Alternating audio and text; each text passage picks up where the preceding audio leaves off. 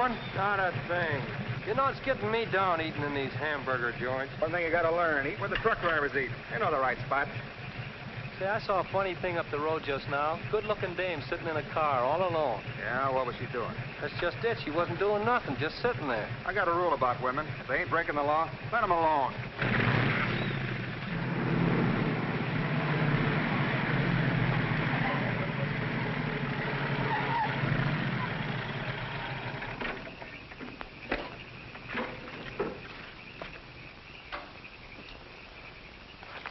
I didn't mean to disturb you, miss. Just wanted to be sure everything was okay. Excuse me, lady, but are you sure you're all right?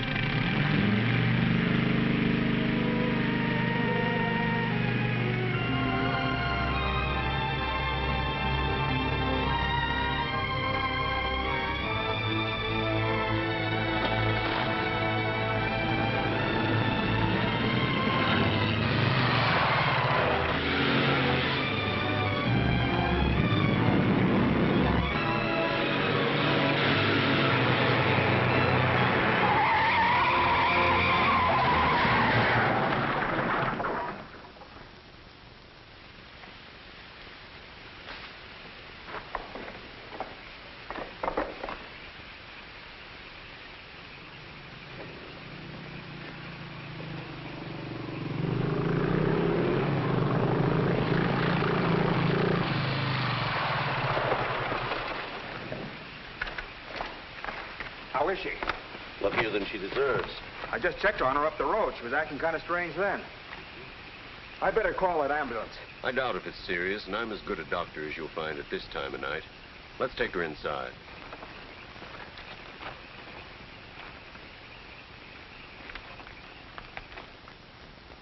Well, no bones broken. Bruises, that's all. I think you better rest here for the night. I'm a little surprised. You're a beautiful young woman. You've been in an accident. You haven't asked for a mirror. Perhaps that fits with the way you were driving tonight.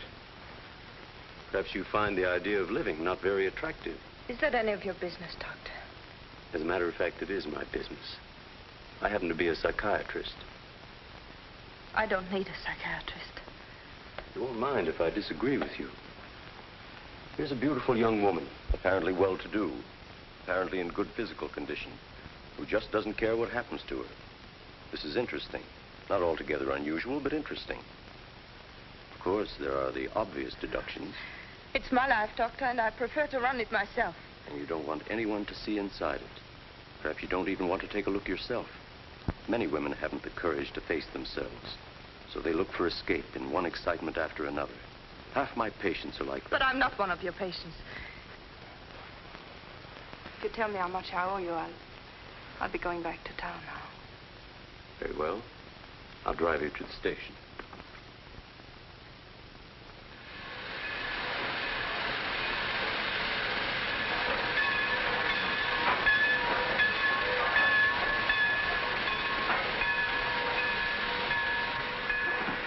Miss Damien, you're an intelligent woman, not an idiot. Will you promise me one thing? When you get ready to throw yourself off Brooklyn Bridge, will you come and see me first?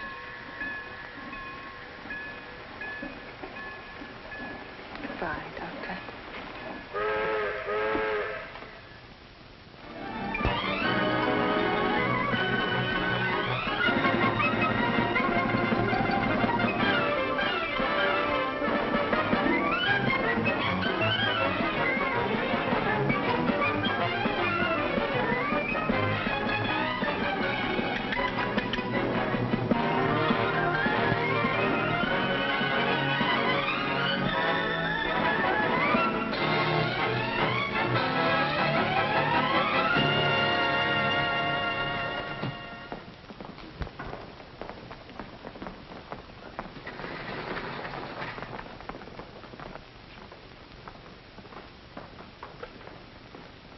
What is our trouble?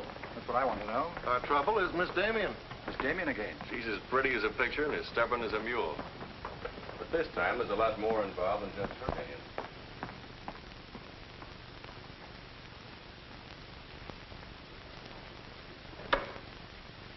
Come in, Miss Damien. We were just ripping you up back a little bit. So I gathered. There's nothing personal. It's about Mr. Courtland. Courtland? Oh, yes. He runs a jewelry store. He owns Courtland and Company. London, Paris, Fifth Avenue. You may remember him as one of our biggest advertisers. Oh, what Shirley wants to say. I know what Shirley wants to say. I always know what Shirley wants to say. He wants to know why I killed the art layout on Mr. Courtland's famous jewels. And I understand the April number goes to press without it. That's right. In the first place, it's no art layout. It's a press agent's dream. But the result is we stand a good chance of losing the Courtland account. Now, am I running my department or am I not? I haven't said anything, Miss Damien. Well, I had a talk with Courtland. He was decidedly acid about it. I'm not interested in Courtland. But if this magazine is going to submit to advertisers' blackmail, I'd like to know about it. Now, please, Miss Damien. If that's the policy, Mr. Kranish, you better get someone else to take my place. Please, Miss Damien, just a moment. Gentlemen, if you don't mind, I'll talk to you later. I thought I should bring this to your attention. You can't blame us for trying, Mr. No, of course not. No harm done, gentlemen.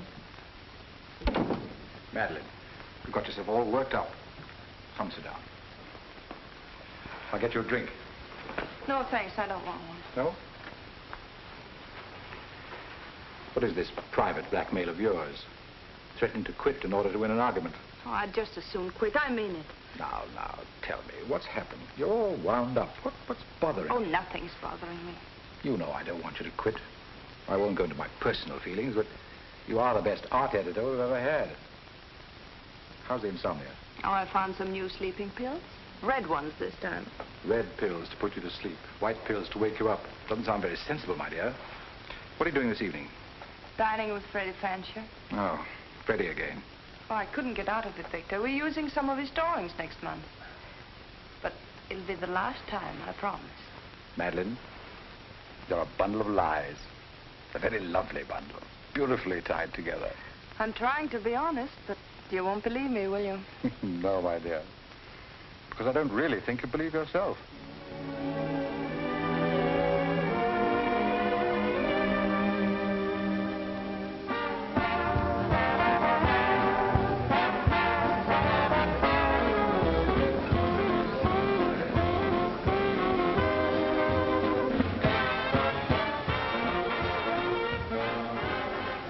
Why do you have to go back to that bore, Freddie Fancher? You haven't even given me a chance to make love to you. You've been doing all right. You know something? It's awfully hard making love to a woman who makes more money than I do. It'd be much easier if you made love to me. Would it? Oh. You're trying to give me the brush off, are you? Well, finally, we understand each other. Well, there you are, Freddie. There's your girl and no bones broken. I'll see you at the office, Madeleine. I'd join you if somebody asked me. Nobody's asking. Fair enough. Why do you have to dance with that pollywog?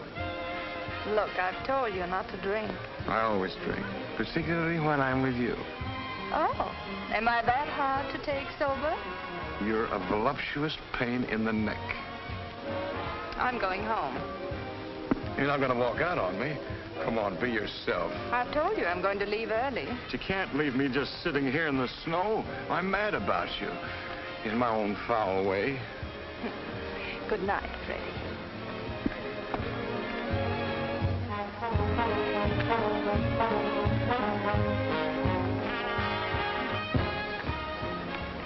Any chance of getting a cab, Jim? I'll try, Miss Damien. Oh, Miss Damien, here's someone I know you're anxious to meet. Mr. Felix Courtland, one of our most prominent advertisers.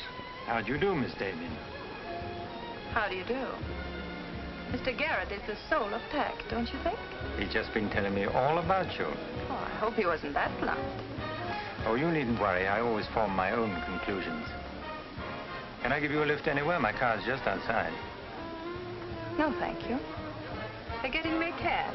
Oh, I'm very sorry. I'm sorry, Miss Damien. There isn't a cab around. Oh, how long do you think it'll be? That's hard to say.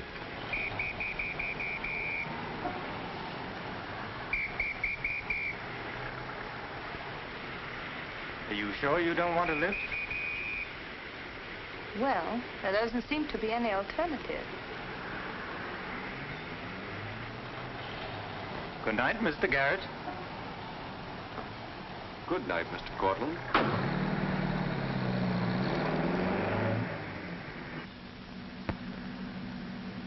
I wasn't very polite, was I? Neither was Garet, for that matter. Oh, he always enjoys uncomfortable situations. You still feel uncomfortable?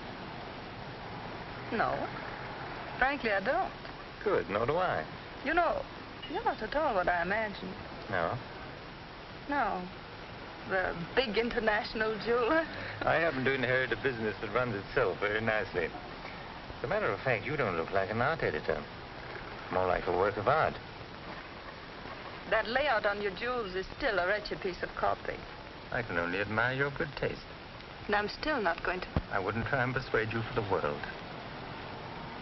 Mr. Courtland, I think you're a very dangerous man. I only wish it were so. The truth is, I'm a very ordinary one.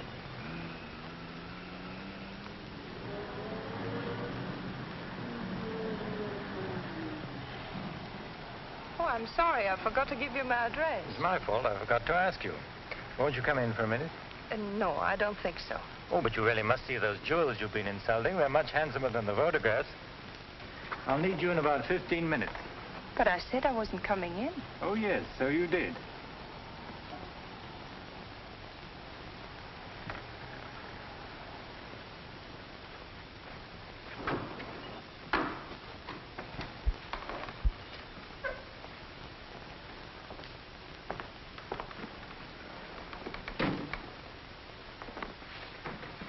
Let me take your wrap. Well, I'm only going to stay a minute here. Of course.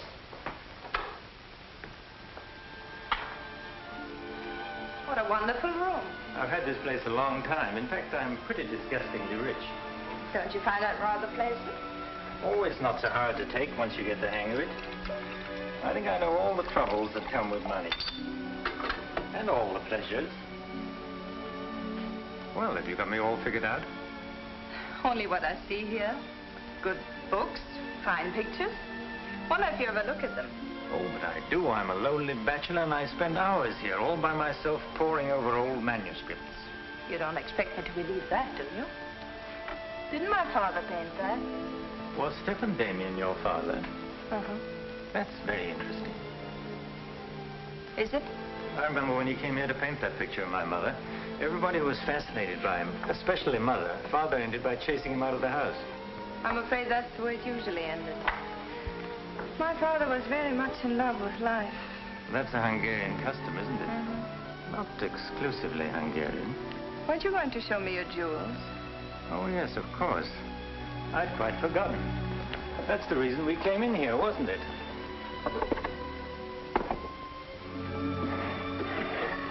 You ought to feel very flattered, Miss Damien. This safe is one of my darkest secrets. You really want to see those jewels? Not particularly. I can't tell a brilliant from a diamond. Not one person in 100 can.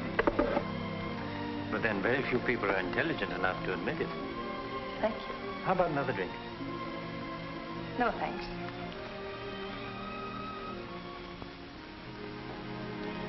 You know, you need relaxing. Lots of relaxing. I can hear your nerves snapping like rubber bands. I'm not nervous at all, see?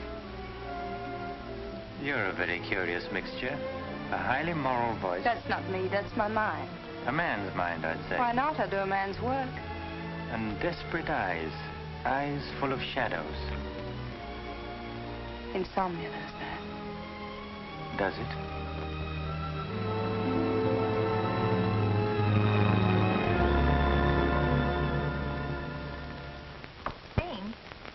Miss Damien, give you her secretary. Miss Damien's office? No, Mr. Courtland, she's not here yet. Shall I have her call you? Yes, Mr. Courtland. Where's Glamourpuss? She hasn't come in yet. Well, who's saying please? Mr. Felix Courtland. Mr. Courtland. It's very interesting. She never misses, does she? Mm-hmm. Jealous. If I'd given it any thought, I could have predicted it. Gladys, I won my bet. She's got a new boyfriend. I guess those dames gotta have no excitement all the time. Yeah, here today, gone tomorrow. Personally, I don't see what she sees in it all. Is that any concern of yours? No, Miss Damien. I didn't hire you to gossip about my private life. No, Miss Damien. Go get your money. You're through.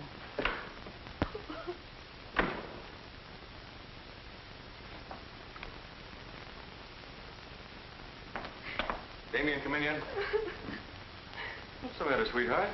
Miss Damien fired me. Fired you? What for? He heard me talking about Mr. Courtland. Courtland, eh? Don't you worry, baby. I'll fix that. I understand you fired June. That's right. What's the idea? I don't like people to gossip about me. You don't, eh? No, I don't. Well, it's pretty late to be thinking about a thing like that, and it's a rotten trick to take it out on your secretary. Get out of here. You don't think your life is a secret, do you? Boys were betting 8-5 this morning that the Courtland layout would be in the next issue. You're disgusting. Madeleine, why don't you get wise to yourself? Everybody else is. One romance after another. That's your whole life, and you adore it. Get out. You try to dress it up with pretty words, but you don't fool anybody. They know what you are, and you'll never change. Get out! You don't care because it's too much fun.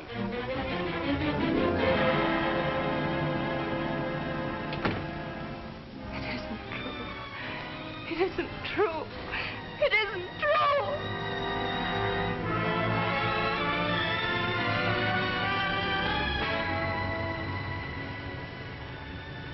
I'm a little surprised. Here's a beautiful woman who just doesn't care what happens to her.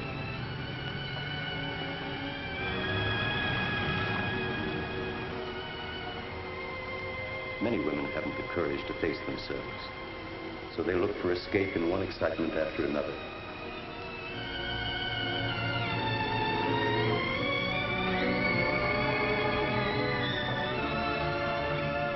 Perhaps you find the idea of living not very attractive. Lady, if you want to kill yourself, why don't you try the fridge?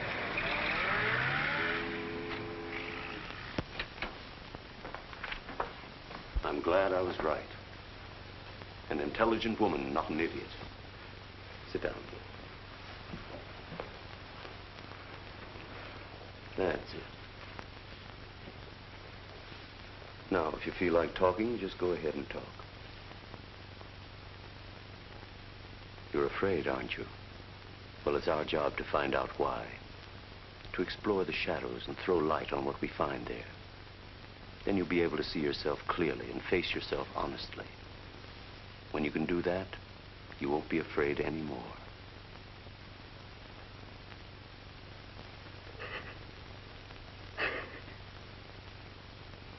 I was living with my father. Mother had left him before we came to America. I was 10. And to me, the way he lived seemed romantic and wonderful. He was a successful painter, and women adored him. He went his own way and did what he pleased. Just as you've been trying to do? I suppose so. But why? Did it make him so very happy? Oh, I was certain he was the happiest man in the world. Until he killed himself. And you couldn't understand why he did it. You understand now? I think I do. Did you ever do any painting yourself? I used to. Why'd you give it up? Oh, didn't pay enough. And besides, I didn't want to be like my father. I wanted my own life. And have you been living your own life? Of course I have. The kind of life you really want? I don't know. I don't know. Don't you think you've been hiding from yourself? Did you ever try and discover the person you really were, deep down underneath? I never cared to. I'm not so sure I do now. In that case, I'm afraid I can't help you. But of course, that's entirely up to you. Shall we go on then?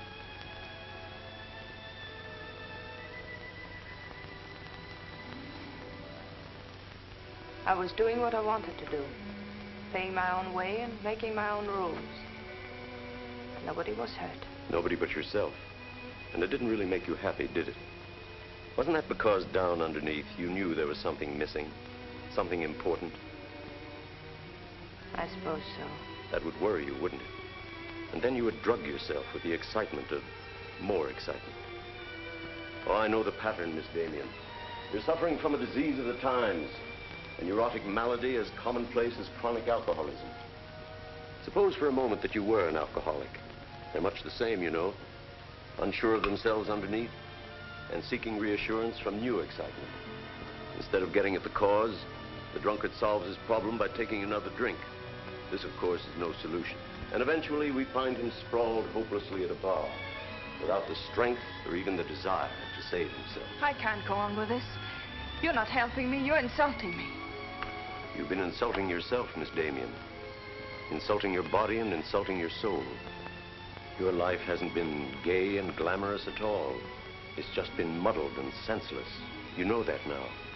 And if you really want to change it, you can start right away. Now it's up to you.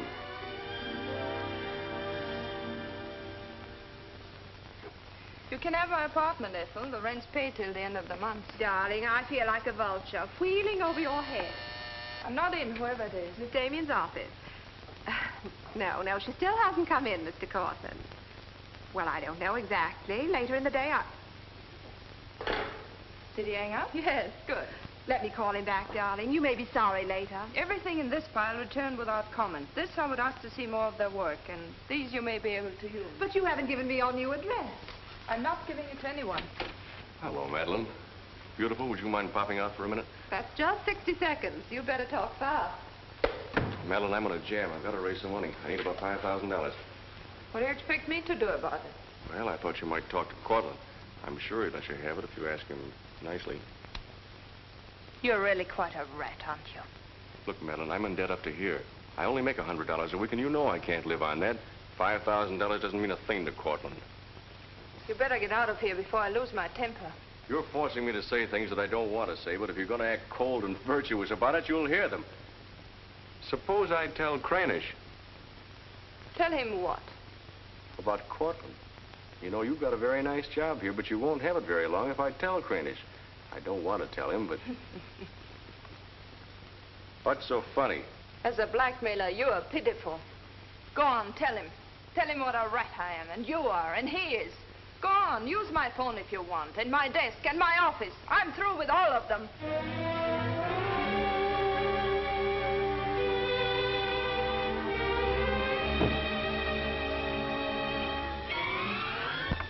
Boulevard magazine. No, Miss Damien hasn't been back. Just a moment, please. I'm sorry, she doesn't work here anymore. You might try at her home. Waldorf Apartments. Waldorf Apartments? Miss Damien? Oh, no, she gave up her apartment. Why don't you try the post office? Dahlgren? Dalton? Dalton? Damien. Herr Richard Caleb, 137 West 50th Street. Well, I've nothing to do except that Miss Damien has taken my advice as a doctor. She'd been living in an area of infection, and she's removed herself from it. I take it you consider me part of the general contamination. Now, you've come here for information, not diagnosis. I usually charge a fee for insulting people. I'm willing to pay for data of any kind. Yes, I gathered that. But I have nothing for sale. I suppose you're being very ethical, but I'd like to talk to Madeleine. In your presence, if you wish. Miss Damien is living under a different name in a different world. She told me to tell you, if you inquired, that she was busy growing a new soul. Now, would you please keep off the grass? Goodbye, Mr. Courtland. Goodbye, Doctor. Doesn't it ever worry you, playing the almighty in this fashion? Not particularly. I'm used to it.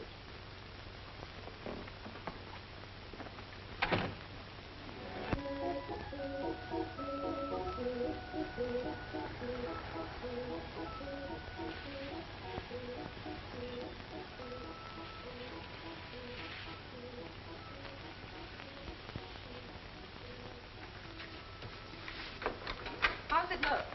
It's better than torn wallpaper. So you think I've talent, then? You'll do better after you get the hang of it. I only hope the new tenant will like it. Well, he seems awful particular. He's a floor walker at Macy's. Oh, well, you can always give it back to me. He'll never sell it, you know. Take my advice and try something more cheerful. You know, like flowers and butterflies. I'll do that. Thank you, Mrs. Geiger.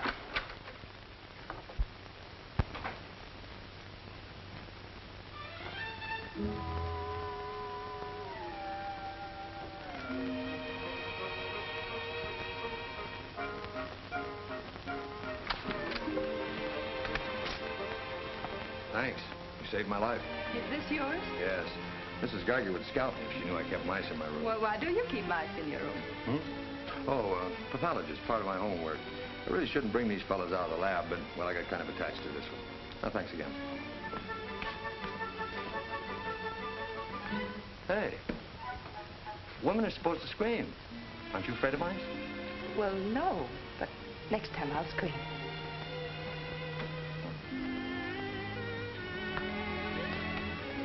Good afternoon, Miss Green. Hello, how's the work going? Oh, all right, I think.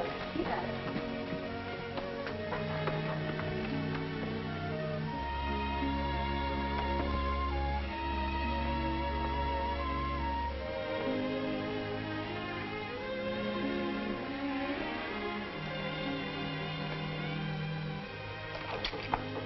Come in. Hello. Hello. Say, you're an artist, aren't you? Well, I don't know. Oh, Mrs. Geiger said yesterday that you were. She's an authority if I ever saw one. I was wondering, could you do a job for me? Want your portrait painted? Me? Oh, no. No, nothing like that. I'm doing some research, and it has to be illustrated. Oh, what do you want me to draw? Nothing fancy, just blood cells and things. Sounds fascinating. Oh, it is, really. You see, it's a lot like... Oh, no, you'd be surprised. It really is fascinating once you get in it. Of course, I'm on a fellowship, and I couldn't pay you very much. Matter of fact, I couldn't pay anything till the first of the month. That'll be all right. Oh, fine. Swell. It's all settled then. I'll see you at my place about 6 o'clock. Oh, but couldn't I? Oh, sure you can. I just live downstairs. You know, the mousetrap. Oh, by the way, my name is Cousins. Mine is Dixon. Very glad to know you, Miss Dixon.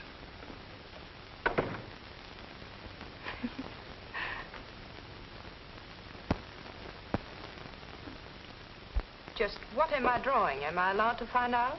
Sure. Effective anti-reticular serum on cell tissue. That's all I wanted to know. Oh, say, that's quite good.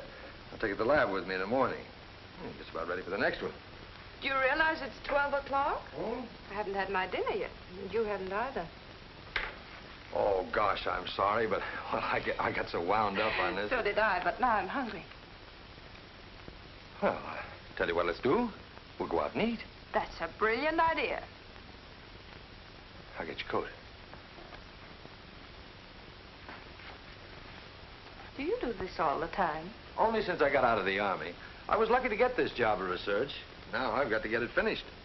Then what? Oh, then I go back to Oregon and become the usual respectable small-town doctor. No mice? No. No mice. Head colds and belly aches. $5 a visit. Maybe you'll like it. You'll get some rest. Oh, I'll get plenty of rest, all right, but I don't think I'll like it. You folks going out this time of night? That's right. We're meeting a few friends at the Busy Bee cafeteria. We don't want to miss the floor show. We'll have to hurry. See that he eats. He hasn't got any more sense than a goose. I'll feed him with a spoon. I got onto it first up in a little town in Germany while I was still in the Army. I met a couple of Russian medical officers who were working on anti-reticular, and, well, they were pretty steamed up about it. Pie, sir? No, thanks. We got together the first night over a bottle of vodka. I remember the town was still burning. Well, maybe it was the vodka, but anyhow, we got to talking about anti-reticular, and, well, I guess I got pretty excited. You mean you speak Russian? Over a bottle of vodka, anybody speaks Russian. Care for some coffee? No, thanks, I've milk. Oh, one, please. At any rate, I promised myself that night that just as soon as the war was over, I was going to do a job of this. You haven't stopped to eat ever since. That's an error I'm just about to rectify. $1 even. There you are. Thank you. Oh, thank you. You, sure you've got everything you want? Oh, yes, thanks. You know, I don't think you're much of a doctor. Do you call this a sensible diet? Pancakes and pickles? Well, scientifically, there's two kinds of diets. The kind that doctors prescribe and the stuff they eat themselves. But you're always in such a rush. You can't make scientific discoveries that way. Sure you can. Take Banning. He saw some flies nibbling at a piece of pancreas. Figured out that there must be sugar in it, and in 1 minute he had the idea for insulin. You know, you're a very lovely girl. You're not being very scientific, Doctor. Oh, but I am. It's the very heart of science. It's the truth. Let's talk about insulin. Insulin.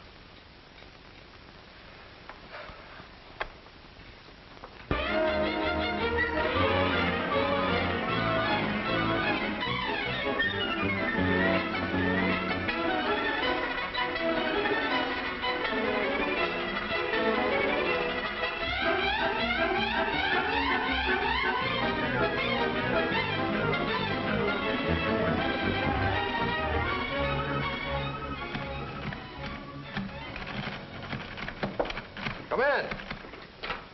Hello. Hello. Say, did you buy these new manuscript covers? Yes, are they all right? Oh, sure, they're fine. How much they cost? Oh, nothing at all. Something like 20 cents. Oh, nothing at all, huh? You know you can buy a pair of good mice for 20 cents? David, I have some wonderful news. I just sold a picture. No fooling. Who bought it? The floor walker downstairs. He said it's almost as good as a photograph. Well, the man has great taste. Oh, I think it's wonderful. I'm proud of you. And I'm a little proud of myself, too. David Cousins on anti-reticular. Oh, David, it looks fine. It's important, isn't it? I mean, not just to you, but really important. Well, it won't cure all the ills of man or beast, but... Yes, I think it may be important. And I also think that I better hand it in before I start changing it again. Like to come along? Oh, could I? Well, sure, why not? I think you've been drawing blood cells long enough. It's time now for you to meet one of them face to face.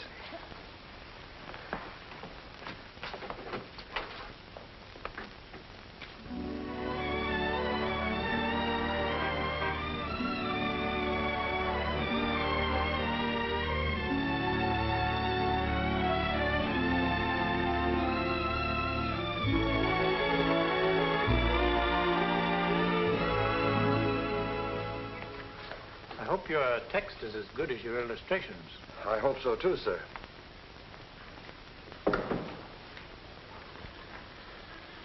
Well, that's that. You didn't tell him they were your drawings, did you? I didn't tell him they weren't. Come on, I'll show you my lab. Coffee. I wouldn't try and drink it if I were you. Assistant pathologist.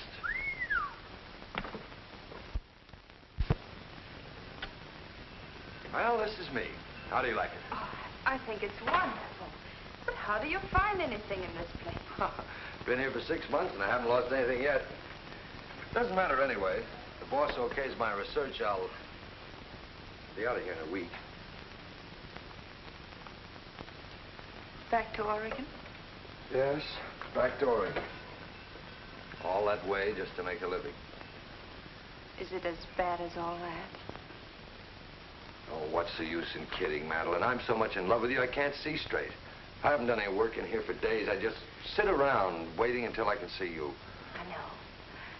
Because that's just what I do. Wait to see you. Darling. Oh, darling, I never felt like this about anyone before. Tell me, when did you first know? Oh, when I first saw you, I think. Yeah, me too. I'll never forget you standing in that hall with a mouse in your hand. Only I didn't know then what was happening. I thought I had the flu. Will you marry me? Oh, David. Well, will you? We don't know each other. I mean, you don't know me. Oh, but I do. Of course I know you. Now, what do you want to know about me? David Cousins, M.D., University of Oregon, Captain Medical Corps Reserve, young, healthy, and very much in love. Will you marry me? Oh, please don't ask me now. Well, I've got to ask you now. I want to marry you now. Please give me time, David. I'm all mixed up. I'd like to go home now. All right.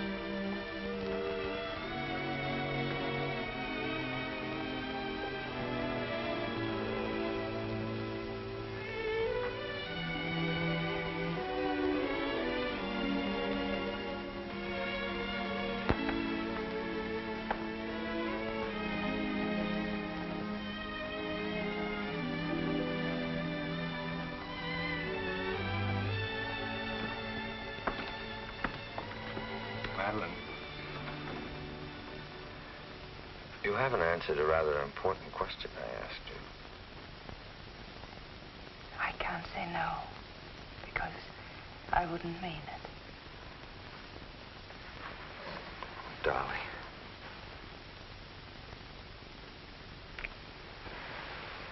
David, I do love you.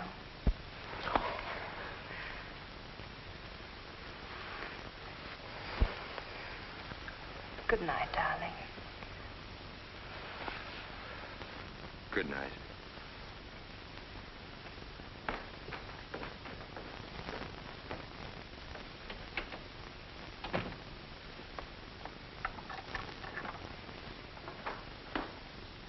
Hadn't you better close the door?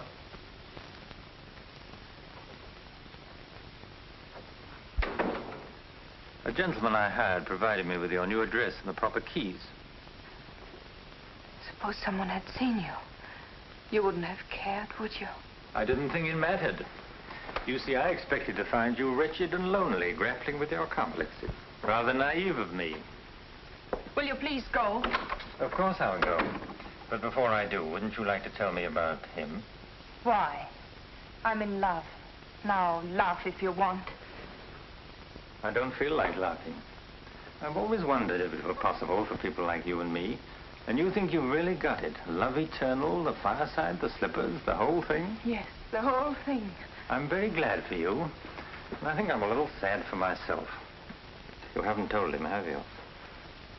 Told him what? Well, about me, for instance. Why should I tell him? You're absolutely right. You shouldn't. Men prefer to keep their illusions, don't they? Please go. If you ever need me, you'll let me know, won't you? And don't call the past too many names.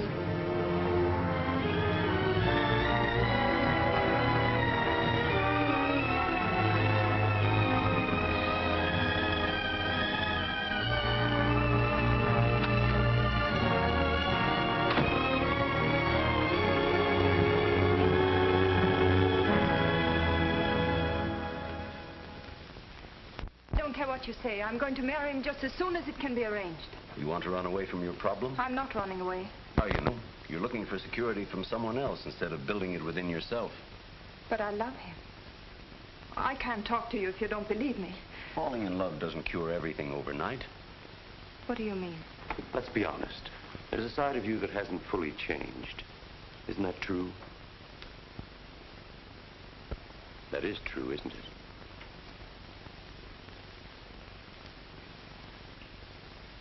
Yes.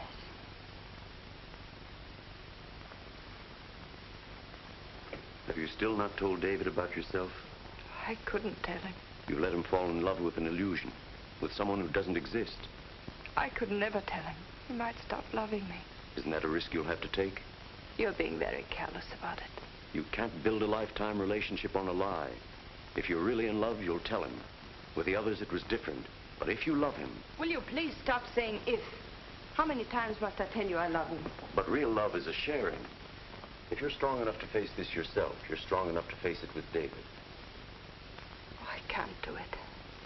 I can't risk the only happiness I've ever had. That's up to you, Miss Damien.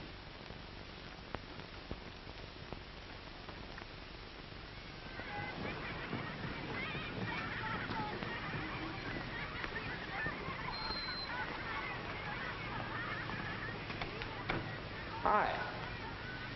Hello, darling. You're home early, aren't you? Well, I didn't get fired, if that's what you mean. Dr. Lutz read my paper. Really? What did he say? Well, he liked it. Oh, David, that's wonderful. The only trouble is he thinks it's so important he wants me to go to Chicago and read it before the convention. Oh, David, no. Well, that's not my idea. I don't want to go. Well, when will you have to leave? Tonight. Got to catch the 8 o'clock plane. And when will you come back? Oh, I don't know. A few days. But I tell you what. As soon as I get back, let's get married. You can get a license in 3 days, and it only takes 15 minutes to get married. You still want to marry me, don't you? Oh, more than anything in the world.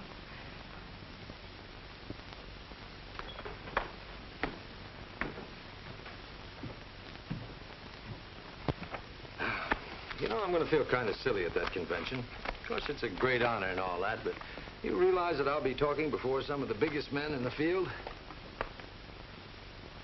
What's the matter, darling? Nothing. I was just thinking how I'd feel if you didn't love me. Oh, don't be silly. Not a chance. David, could you ever stop loving me? Oh, that's really a gruesome thought. Of course not. Even if there was a reason? The world is bothering you. Nothing. I just wanted to be sure. Sure about what? That you loved me and not an illusion you built up about me. Scientists can't believe in illusions. I believe in you. You're the best thing that's ever happened to me. 4 shirts. I wonder if that'll be enough. Come to think of it, it'll have to be. That's all I've got. Socks? Well, that just about does it. Madeleine, was there something special on your mind? Something that you wanted to tell me? Just that I love you, that's all.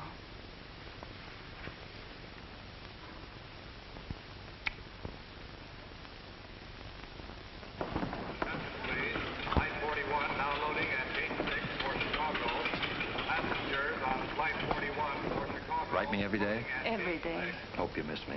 Hope you suffer like a maniac. I will, I promise. Oh, gosh, I hate to leave you. You know, I'm going to be jealous. Jealous of what? Oh, I don't know. Nobody, everybody. Just jealous. Darling, I belong to you, don't you know that? I'm only alive because you love me. We'll be married the minute I get back. Well, look who's here. If it isn't Madeleine. How are you? It's been a long time. David, this is Mr. Garet. I used to work with him on a magazine. How do you know? I quit the racket, though, or perhaps the racket quit me. Garet's doing some confidential work for me now. How are you, Miss Dixon? This is Mr. Courtland, David. Dr. Cousins, my fiancé. You're a very lucky man, Doctor. I think so. Well, goodbye, Miss Dixon. My congratulations to you both. Oh, thank you. Good night. Good night. I don't believe a minute of it, do you? Garet, you're a very cynical man. You don't believe in true love. You don't think Madeleine does either, do you? I don't know, but I've always been fascinated by miracles.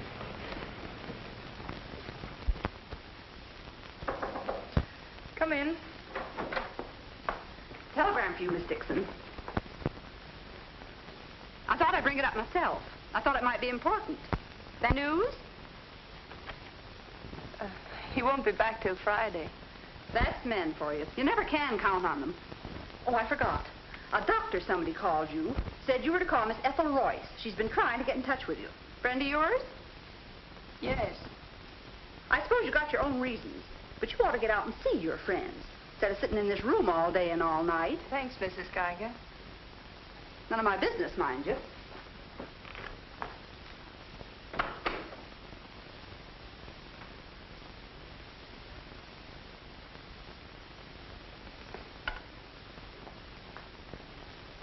Ethel, this is Madeleine. Madeleine. Darling, but this is really a voice from the dead. I pestered that doctor of yours for hours. I just have to talk to you. Well, what about? Will you remember that art supplement, the one you started? Well, I do need your help, dear. I'm in an awful mess. Sorry, dear. I'll never come into that office again as long as I live. Oh, but I wouldn't ask you to do that. Just meet me somewhere. It'll only take an hour, I promise.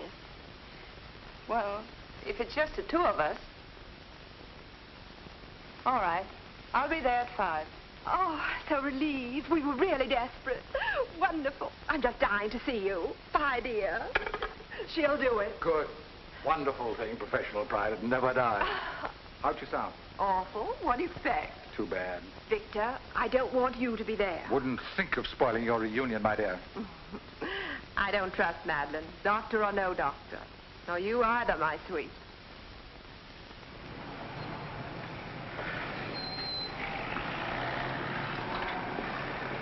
Hello, Miss Damien. Glad to see you back. Glad to see you, Jim.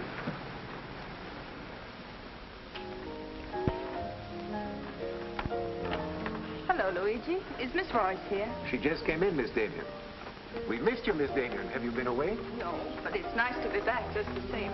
Hello, Ethel. Darling, you look wonderful. A little pale, but so interesting.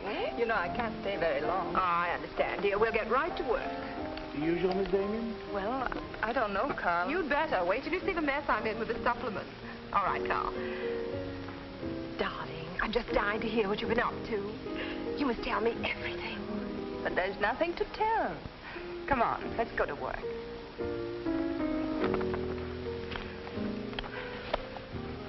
You're just marvelous, my dear. You made the whole project seem utterly simple and practical. Not for me, please. Darling, you used to be able to drink 10 in a row. I'm out of training. No one would know it, my dear. You seem just like the old Madeleine again. It's the surroundings. What do you say we have dinner and go to a show? No, really, I've got to stagger home. Madeline, my dear, this is a surprise. Victor, hello. What good fortune running into you like this? Do you mind? Don't let him fool you, Madeline. He heard me making the date with you. It's true, but I'll deny it. Frankly, I wanted to have a look at you. You look very dashing for a hermit. Thank you. We've all missed you desperately, haven't we, Ethel? As though our little hearts would break. What about a drink with your old boss? I've Please. had enough. 3, whatever it is. I've got all the data we need on the supplement. Good. What about the data on Madeline? No data. Now, if you'll excuse me, I You really can't have... go now. Look who you'll run into. He's seen you. Mr. Garet no longer graces our staff. What happened? He got to be utterly gritty. Say nothing of a slight discrepancy in his accounts. Mr. Garet believes that the world owes him a gay life, no matter who pays for it. Well, hello, stranger. How are you? Wonderful. Nobody here seems particularly glad to see me. Should we be? Oh, well, it's been nice knowing you. There goes one reason for my ivory tower. What? Darling, I'm constantly running into men who adore you. Slews of them. Hated them all. I know what you're thinking. I had an odd way of expressing my distaste. Not odd, darling. Shall we say just, moody? Well, here's to memory.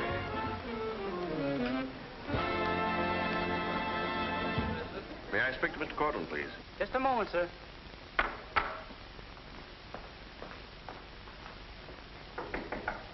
Just a minute.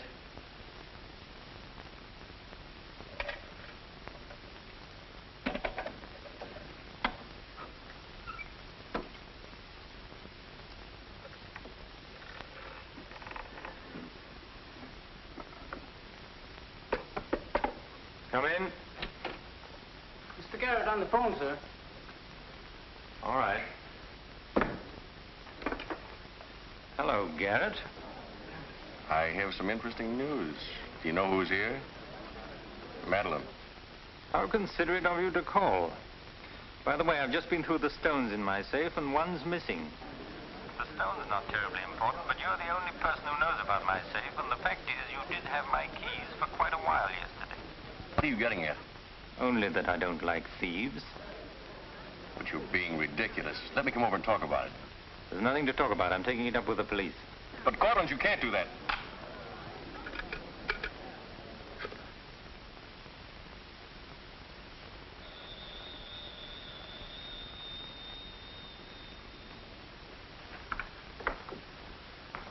Mr. Garet again, sir. Tell him I've gone out. I'm sorry, Mr. Courtland has just left.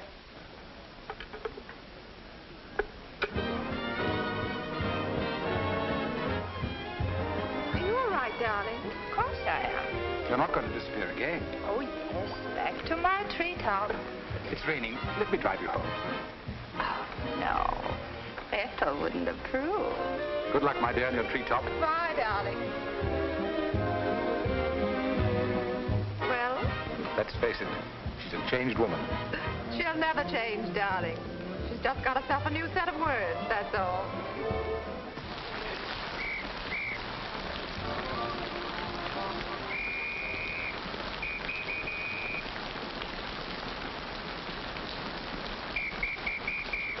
Madeline. Hop in. No, thanks. I'm waiting for a cab. Don't be silly. There are no cabs. You'll get drenched. Please. I'll drop you off. I'm going home alone. Come on, in you get.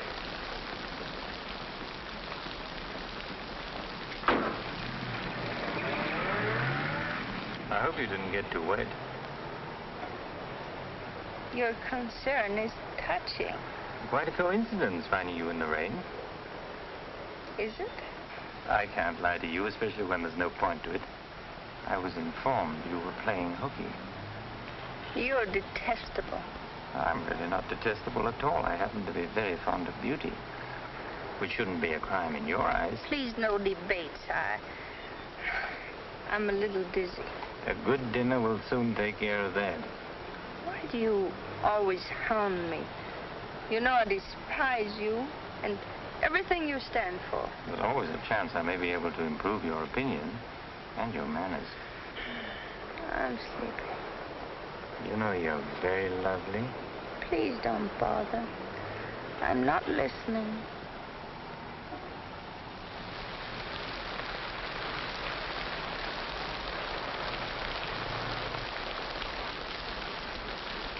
Where are we? Don't you remember you visited here once upon a time? You're foul. You said you were taking me home. You forgot to mention the subject. A significant omission, as your friend Freud would say. Come on, I'm getting soaked. That launch you. I'm going home. Right after dinner. Think how wonderful you'll feel when you slap my face.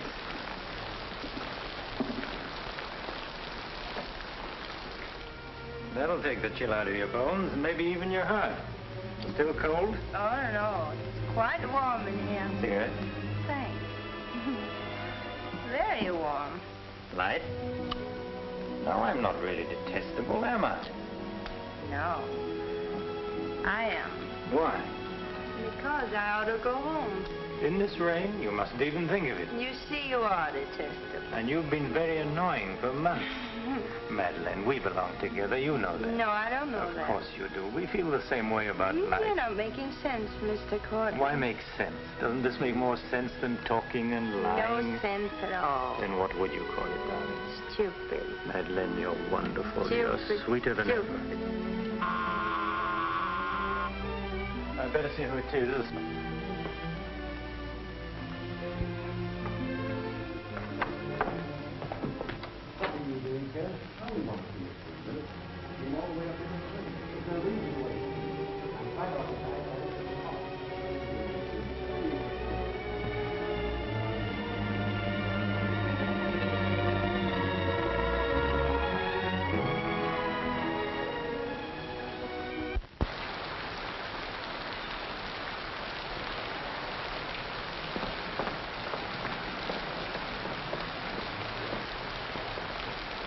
I tell you, I'm going to raise the money. I'll pay you, honestly. I don't like dealing with thieves. That's a job for the police. You swear out a warrant, you'll never get a dime. Look, I didn't sell it. I just had to have some money temporarily. Here's the pawn ticket. I'm not interested in pawn tickets. Good night, But, Garet. Courtland, you've got to give me a chance. I said good night.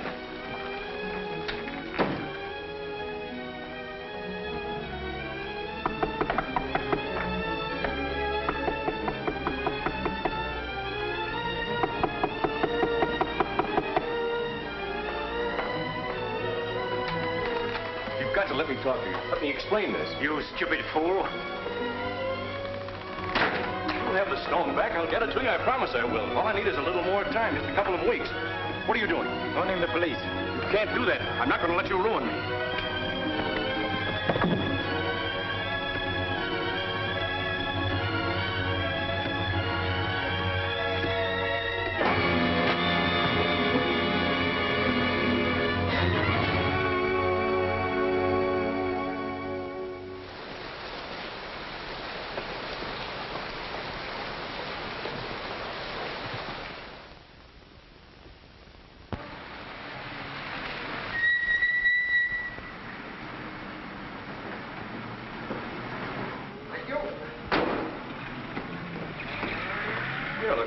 This morning, Mrs. Geiger? You wasn't expected back until Friday. That's what I like. A cheery welcome home. Miss Dixon upstairs? I haven't seen her this morning. Who is it?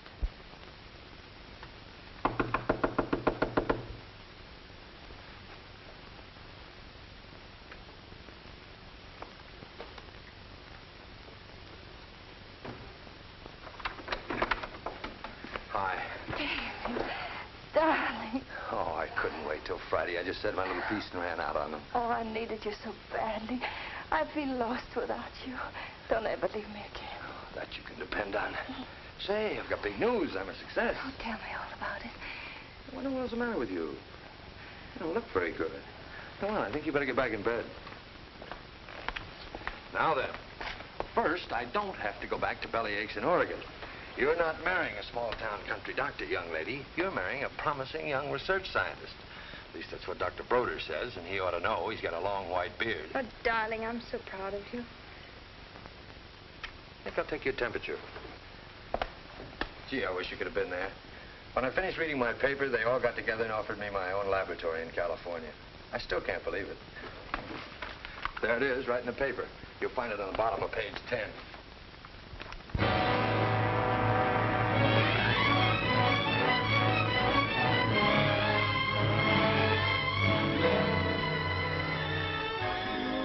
He makes you feel that you're really important. You know what he said to... Madeline, what's the matter? David. Oh, darling, you're cold as ice. You've got a chill. You stay right here. I'll be back in a minute. Oh, don't go. Don't leave me. I'll only be a second. I want to get a hot water bottle and some more blankets.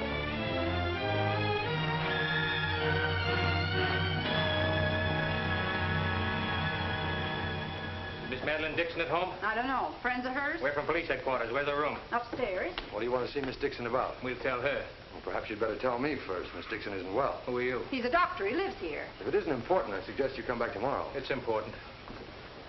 Could you get some extra blankets and a hot water bottle, please? You a friend of Miss Dixon's? Yes, why? Just asking.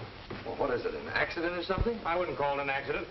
I wish you'd cut out this mystery and tell me what it's all about. Okay, Doc, take it easy. Madeline, these men are from the police. They want to... We'll take over from here, Doc. I'm Sergeant Patelli. This is Sergeant Beitler. You're a friend of Felix Courtland's, weren't you? Matter of fact, you were with him last night. No, I wasn't. Did you see Mr. Courtland any time yesterday? No, I didn't. Now, look, Miss Damien, we wouldn't be here asking questions unless we already knew most of the answers. Oh, wait a minute. Her name's not Damien. I think you've got the wrong party. I think maybe you've got the wrong party, Doc. Her name happens to be Damien. This happens to be a case of murder. Take a look at that newspaper. I want to know what's going on in here. This is my house, and I've got to know. Sorry, madam. We'll talk to you later. As long as I've been here, there's never been police Take in her this and see house. what you can find out. lady. Come along. Now, Miss Damien, tell us what happened last night. What time did you leave Courtland's house? Oh, Dave. You and this guy, Courtland, were pretty sweet on each other, isn't that right? Oh, but it isn't. It isn't true. Now, according to the chauffeur, you got to Courtland's house at 6:45. What time did you leave? Oh, but I didn't go into the house. I met him by accident. David, don't look at me like that. How long have you known Miss Damien, Doc? Not very long, only a few months. Know that she was mixed up with this guy, Courtland? Oh, but it's a lie, David. It's a lie. Okay, so you didn't go into the house with Courtland? No, I didn't. He wanted me to come to the house, but I wouldn't do it. Oh, I didn't go into the house. I didn't, I tell you. Who you telling, me or the doc here? Did you get anything? She came in about 9. In a cab? No, she was walking in the rain. Landlady said she looked kind of wild-eyed. What about Courtland? He was here, all right. He visited her a couple of weeks ago. Get the date? Yeah, April 10th, around midnight. Anything else? The landlady thought that Courtland had a key to this place. She was kind of vague as to how he got it. I didn't give him a key. David, you can't believe that. I've got his key ring here. This one fits. He had a key, all right. But I didn't give it to him. Where are you going? Oh, David, don't leave me. I didn't kill him, I swear. I didn't kill him. Who cares whether you killed him or not?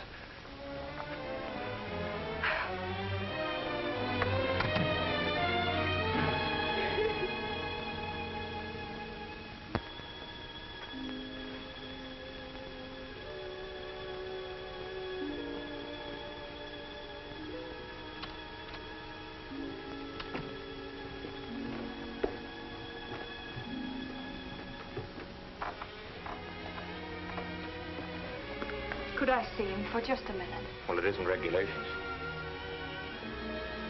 Okay, 60 seconds. David, please listen to me. You lied to me. You've always lied to me. But I'm not lying now. I didn't want to go with him. He said he'd drive me home. And he made love to you, didn't he? Oh, don't deny it. Of course he made love to you. He had a key to your room. I should have told you many things. I tried to, but I just couldn't. If this thing were so innocent, you would have told me. When I said I was in love with you. When I asked you to marry me. I was afraid, David. I was afraid you wouldn't understand. You bet I wouldn't. Before I met you, I was horrible. But you changed all that. You made me sane and happy. Why keep on lying? You tried that upstairs and it didn't work. Look, I was in love with you. All right, I made a mistake. I thought you were something wonderful and you turned out to be something else.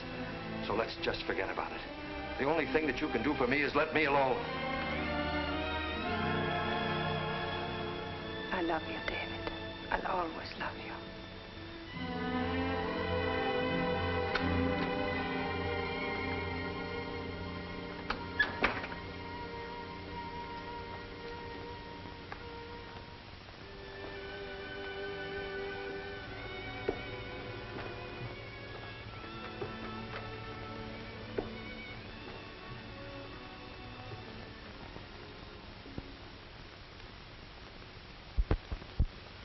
And so, ladies and gentlemen of the jury, the prosecution will prove beyond a shadow of a doubt that Madeleine Damien is guilty of the premeditated murder of Felix Courtland. We will prove that she was in his apartment the night he was murdered. We will prove that her fingerprints are on the table lighter with which he was murdered. And we will prove further that she had a motive for the murder. For after all, this is a very simple story. To one man, Dr. Cousins, she was a pure and noble woman. To the other, Felix Courtland, an irresponsible light of love. Too self-indulgent to be faithful to the man she wanted to marry. Too weak and lacking in character to break with Courtland. Her twisted soul was bent on a heartless deceit. To make one man believe what all others knew to be a lie. And when Courtland threatened to expose her, she went to his apartment to plead with him in the only way she knew. She embraced him. She made love to him. And when, in spite of that, he threatened to expose the lie that she was living, she silenced him forever. Ladies and gentlemen of the jury, the state asks you to find Madeleine Damien guilty. Guilty of murder in the first degree. On the night Mr. Courtland called on the defendant, did you let him into her apartment? I certainly did not. How did he get in then? He must have had a key of his own. The key of his own? Where was the defendant when he arrived? Out to the doctor, I suppose, pulling the wool over his eyes.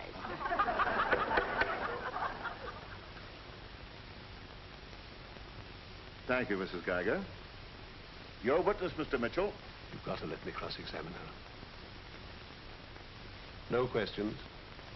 Miss Damien, I can't defend you properly if you won't let me. We've got to put up a fight. Fight? What for? And now, Mr. Garet, just what was the nature of the work you did for Mr. Courtland? Well, most of it was personal. Confidential secretary, I suppose you'd call it. And in that capacity, you were in a position to learn a great deal about his private life? Yes, of course. Did Mr. Courtland know that Miss Damien was lying to Dr. Cousins and concealing her true character from him? I'd rather not answer that question, Mr. O'Brien. You see, both Miss Damien and Mr. Courtland were friends of mine. Yes, I understand. Well, let's get back to the meeting at the airport. What was the attitude of the defendant when Courtland saw Dr. Cousins? She was embarrassed, naturally. Yeah. She was embarrassed, naturally. Thank you. Your witness, Mr. Mitchell.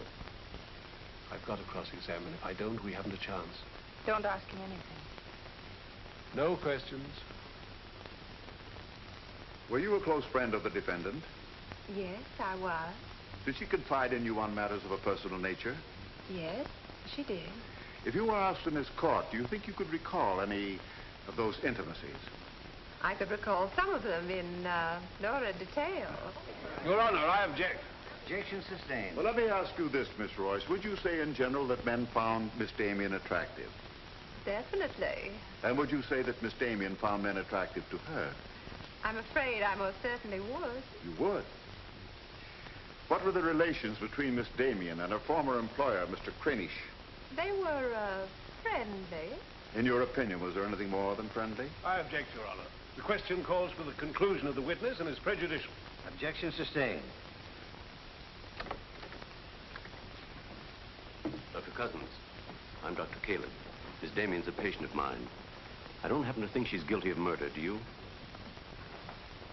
No, I don't. She may be guilty of other things, but in there she's being tried for murder. And she won't even defend herself. She's got a pretty good lawyer, hasn't she? She needs your help, Doctor. In her own mind, she's not on trial for murder. She's on trial for those other things. And it's not the judge who's trying that case, it's you.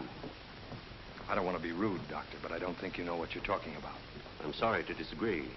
You see, I've been treating Miss Damien for some time. I happen to be her psychiatrist. Dr. Caleb. I'm sorry to have bothered you, Doctor.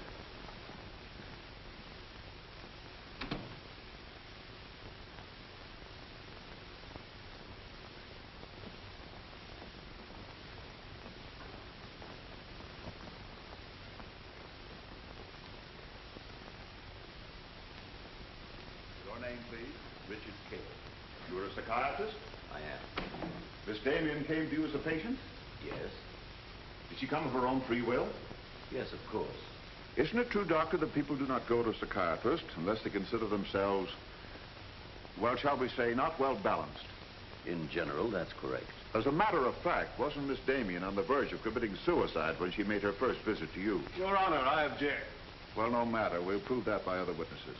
However, is it not true that people who come to you as patients come with problems? Objection. Objection overruled. Well, Doctor?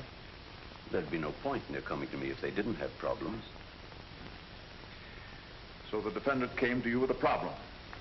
Do you mind telling us, Doctor, in your opinion, just what was Miss Damien's problem? That is a confidential matter between doctor and patient. I'm afraid I can't discuss it.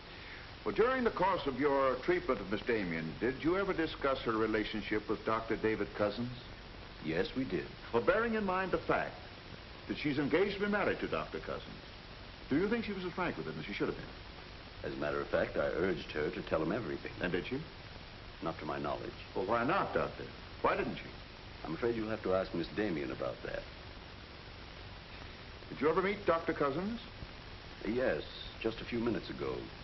Well, I'm sure you found him a reasonable, intelligent young man, and yet the defendant refused to confide in him. Having met Dr. Cousins, I think I can see why Miss Damien hesitated to confide in him. Do you mind telling us why? It's my impression that Dr. Cousins hasn't the capacity, either emotionally or intellectually, to understand a problem like Miss Damien's.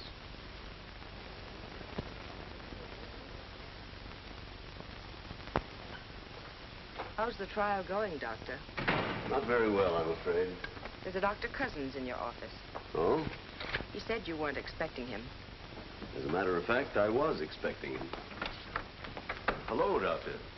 Sit down, relax. Tell me, is this a professional or a social call? Dr. Caleb, you said some pretty rough things about me this afternoon. Yes, I did, didn't I? I think I'm entitled to an explanation. So do I.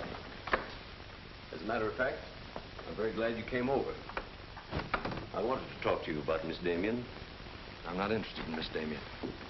I'm glad to see you're still in love with her. And I'm not in love with her. All the better. Then we can approach the subject of Miss Damien as one scientist to another. You see, I'm interested in Miss Damien because she's a patient of mine. I believe I was well on the way to solving her problem. It would be most distressing to me if she were to die now for a crime she didn't commit. It would be as though you had lost one of your white mice, one that you had just inoculated. What's all this got to do with me? Only this, that when you testify tomorrow, you'll be asked to tell the truth. The whole truth. The whole truth about a human soul is a complicated proposition. Now, I'm not going to tell you anything about Miss Damien that you haven't already heard. But isn't it possible that you've picked up a few stray facts and added them up to a conclusion that's entirely wrong?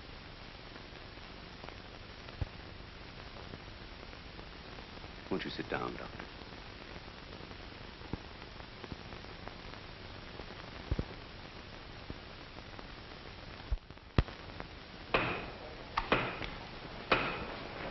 Hear ye, hear ye, hear ye. The court is now in session. Call your next witness, Mr. O'Brien. Dr. Cousins, please. This will be their last witness. You've got to let me put you on the stand. I tell you quite frankly, Miss Damien, if you won't testify, you haven't got a chance. Raise your right hand. You solemnly swear to tell the truth and the whole truth, nothing but the truth, so help you God? I do. Please be seated. Your name, please. David Cousins. Under what name did you know the defendant? Madeline Dixon. Did she ever tell you her true name? No, sir. Did she ever lie to you about her identity? Yes, sir. How long did she continue to lie to you? Till the morning the police came. Did she ever tell you about her relations with Courtland? No, she didn't. You proposed marriage to the defendant and she accepted you? Yes, sir. And still she didn't tell you about Courtland? No, sir. When did you first know of the true relationship between them? The same morning, the morning the police came. Oh, I see. Then from the moment you met her until the day she was taken into custody, you didn't know the truth about her character. I object, Your Honor. Mr. O'Brien, haven't you covered your point? Well, Your Honor, I'm merely trying to clarify for the jury the true nature of the defendant's motive. Proceed. Thank you. One more question, Dr. Cousins. If you had known the truth, would it have affected your love for the defendant? Your Honor, I must protest. Let him answer. Objection withdrawn. And now, Dr. Cousins, if you had known the truth, would it have affected your love for the defendant?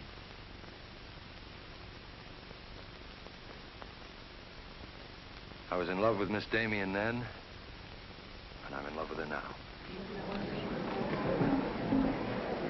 Your witness, Mitchell? No questions.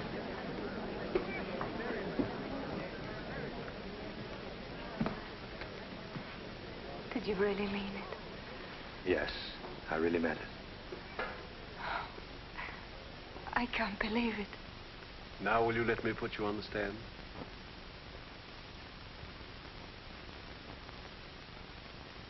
You admit you went to Courtland's apartment that night? Yes. He made love to you? Yes. Did you have any conversations about Dr. Cousins? No. Positive?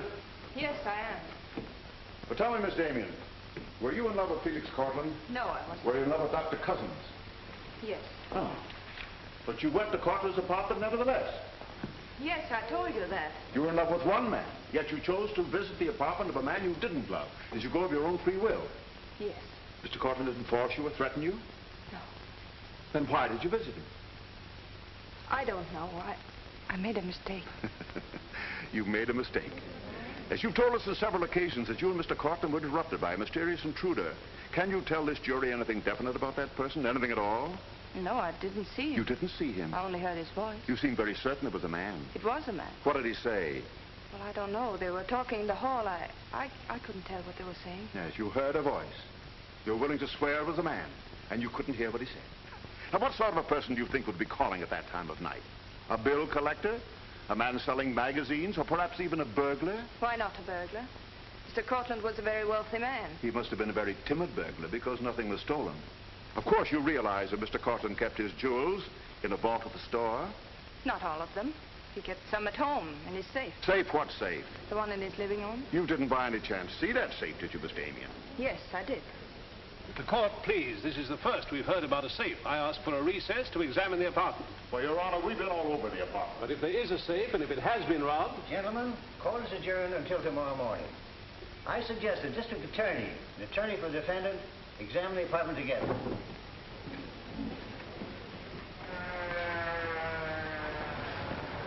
What about this safe, Mr. O'Brien? What safe? How about some pictures on the inside, Mr. O'Brien? You boys better wait outside. I may have a statement for you when I come out. Mr. O'Brien. Huh? Mind if I tag along? I don't know why you're sure. The fine witness you turned out to be. Couldn't help that, sir. All right, Garet, where's the safe? Me, Mr. O'Brien? I don't know of any safe in here. I didn't think you did. If you want an unbiased opinion, I don't think there is a safe. Well, here's the learned counsel. Perhaps he knows. Where's the safe, Mitchell? My assistant's checking the location with Miss Damien. He'll be along in a minute. Oh, you're on a dead one. While we're waiting, maybe Mr. Garet could tell us where the safe is. I've asked him, he doesn't know. I don't understand that, Mr. Garet. You were very close to Courtland, weren't you? That's right. I'm sure if there was a safe in here, I would have known about it. At least I would have seen the key to it. The answer's very simple. There is no safe. What did you find out? I got the dope on it, Mr. Mitchell. Splendid. It's over here in this bookcase. You were wrong for once, Mr. O'Brien. Could be. What do you know about that? Have you got Courtland's keys? There they are. Thank you. That looks to me very much like a safe, Mr. O'Brien. Yes, it does, doesn't it? But not like a safe that's ever been robbed. I don't think a good burglar would leave those behind. I guess we're right back where we started from. Well, I've seen all I want. How about you, Mitchell? You win this round. Lock it up, sir. Yes, sir. See you in court, gentlemen. I'll give you a lift, Doctor. No, thanks. Sergeant, I have some papers here, Mr. Courtland, I'd like to put in order. Do you mind if I stay? It's all right with me. We're finished with the place. Thank you very much. Anything I can do for you, Doctor? Oh, I was just curious about something. I've never seen a safe like that before. One that operated with a key. Come to think about it, I guess I haven't either. Normal assumption about a safe is that the lock works on a combination. Yes, I guess most of them do.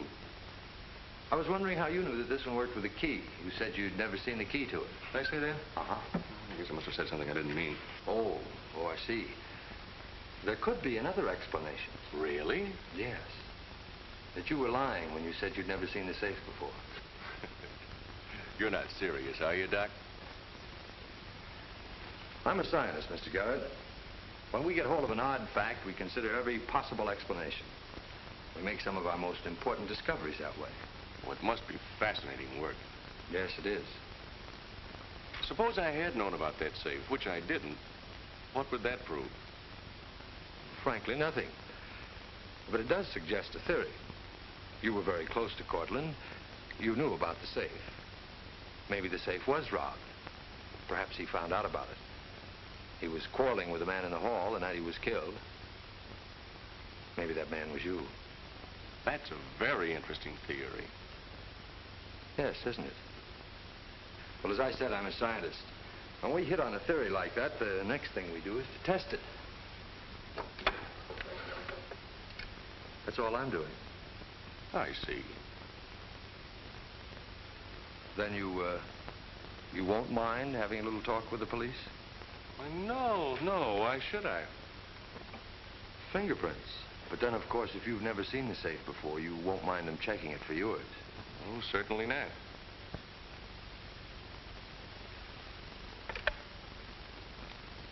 The number is Spring 73100.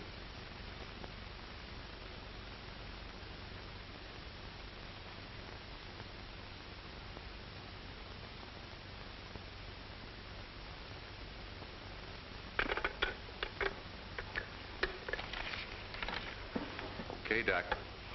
No hard feelings. Don't you think this sort of thing is rather out of your line, though? I guess maybe you're right. Bye, Doctor. Goodbye.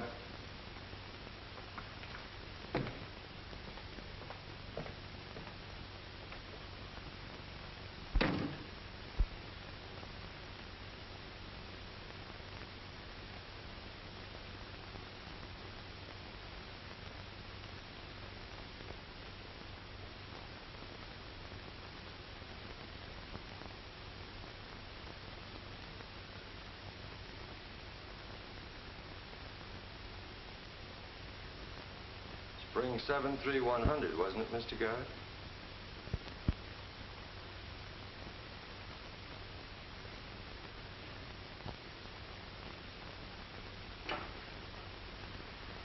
I guess maybe I underestimated you, Doctor.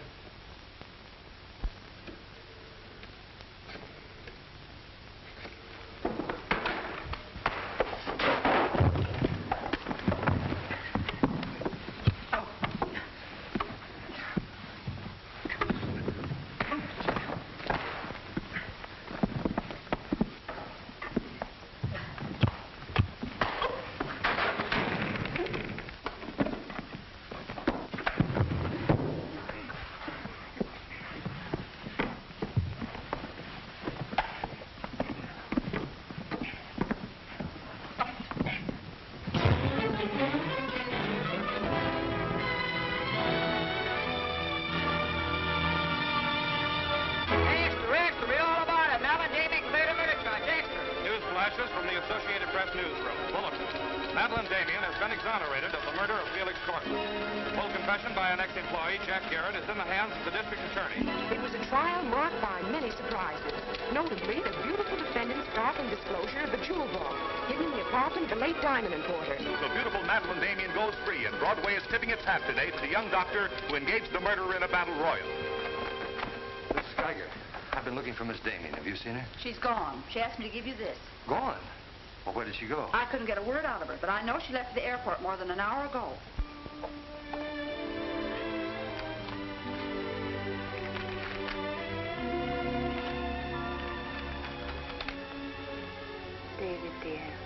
I can still hear your voice in that courtroom, and I'll never forget what you said. You did much more than save my life. You made my life worth saving. I can't bear to tell you how much I love you and want to marry you. But right now, that wouldn't be fair. I'm going away for a while. I want to be terribly sure, after all this, that I can really be the kind of person you once thought I was. Maybe after a while that will be possible. And then, when we're both sure, David, please ask me again. Goodbye, my darling.